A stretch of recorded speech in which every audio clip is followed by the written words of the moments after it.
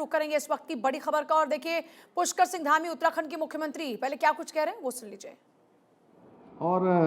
मैं समझता हूं कि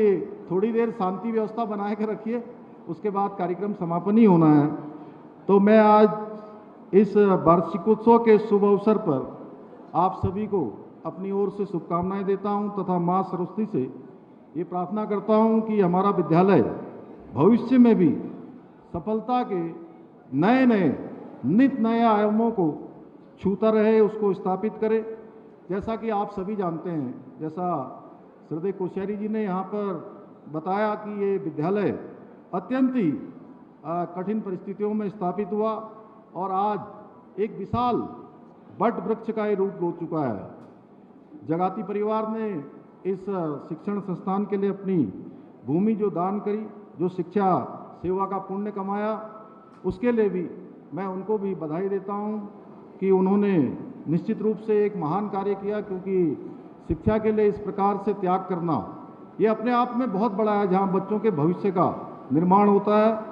उनका एक नए आविष्कार की ओर बढ़ते हैं। आज के इस समारोह में मैं अपने विद्यार्थियों से कहना चाहता हूं कि मैं आप सबके बीच में आकर और इस बहुत ही गरिमामयी समारोह में आप सभी के बीच में अपने आप को पाकर मैं अभिभूत हूं। और आप लोगों के बीच में आकर जब भी मैं छात्रों के बीच में जाता हूं, विद्यार्थियों के बीच में जाता हूं, तो मुझे अपने बचपन का स्मरण होने लगता है। और मैं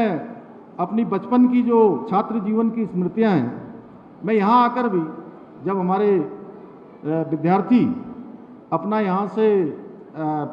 अभिनय कर रहे थे, अपनी प्रस्तुति दे रहे थे, तो मैं सच बताऊं तो मुझे बचपन के अपने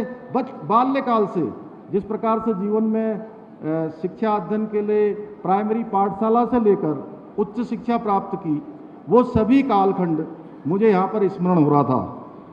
और मैं आप सबसे कहना चाहता हूँ, जैसे कि अब मैं जब यहाँ पर 3 सबसे पहले जो छात्र आए थे, उन छात्रों को जब प्रोत्साहित करने के लिए, हम पुरस्कार देने के लिए आए थे, तो मैंने उनसे पूछा कि आप सब लोग कौन सी कक्षा के छात्र हैं। तो उन्होंने कहा हमने 12वीं पास कर ली है, 12th पास हो गए हैं। तो मैं कहना चाहता हूं कि अब ये 12th के बाद जो बचपन का जो दौर होता है, उस दौर से हम आगे निकलने लगते हैं और ये दौर ही अलग होता है, क्योंकि रोज हमको ये लगता है कि अब इस दौर के बाद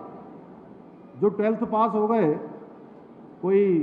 बीएससी करेगा, कोई बीकॉम करेगा, कोई बीए करेगा, कोई डॉक्टरी पढ़ेगा, कोई इंजीनियरिंग में जाएगा, कोई किसी अन्य क्षेत्र में जाएगा। किसी को लगेगा कि मैं अब ये बनने वाला हूँ, मैं अब वो बनने वाला हूँ, और अब हम ये बनेंगे, अब वो बनेंगे। क्यों? आप लोगों को लग रहा है कि नहीं लग रहा है ऐसा?